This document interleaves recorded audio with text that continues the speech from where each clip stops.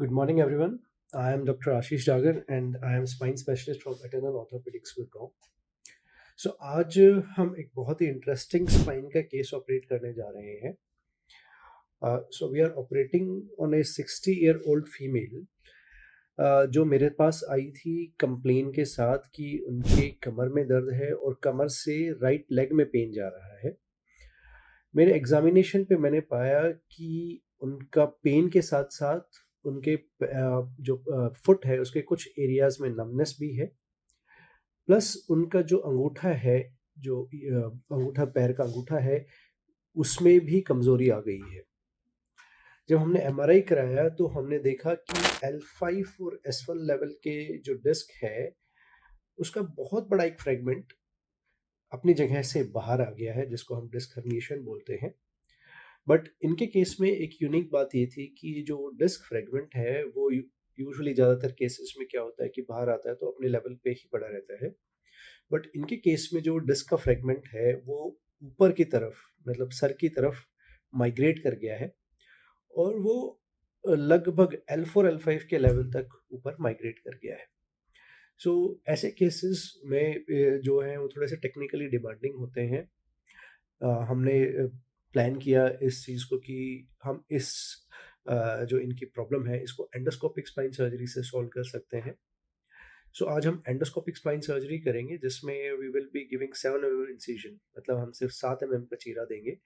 उसी से हम अपनी दूरबीन अंदर डालेंगे एंड उसको एंगुलेट करके जो फ्रेगमेंट, जो डिस्क का जो टुकड़ा है वो ऊपर की तरफ चला गया है, जो क्रेनियली माइग्रेट हो गया है, हम कोशिश करेंगे कि एंडोस्कोप के जरिए उस फ्रेगमेंट को पकड़ के हम बाहर निकाल लें और जो पेशेंट का पेन है और वीकनेस या नमनेस लेग में आ गई है हम उसका सुधार कर सकें.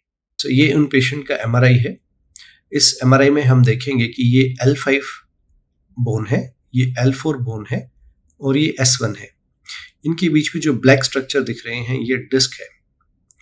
यूजुअली ये सारी डिस्क एक स्ट्रेट लाइन में होती हैं और ये इसके पीछे नहीं जा रही होती हैं, क्योंकि यहीं पे हमारी जो आपको जो ग्रे टाइप की चीज़ें दिख रही हैं, दीज आर ऑल नर्व्स. लेकिन जैसे ही हम पेशेंट के राइट साइड की तरफ जाना शुरू करेंगे तो हम देख रहे हैं कि एक ब्लैक चीज़ का स्ट्रक्चर है, ब्लैक टाइप का स्ट्रक्चर है जो कि आपको यहाँ पे दिख रहा है. मैं जब फर्दर राइट साइड में जाऊँगा तो हमें पिक्चर काफ़ी क्लियर हो रही है.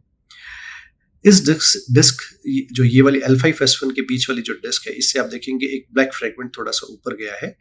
सो एक जो टुकड़ा है जो डिस्क का वो ये है, बट एक जो बड़ा फ्रेगमेंट है वो यहाँ पे पड़ा हुआ है और वो टुकड़ा इससे सेपरेट है.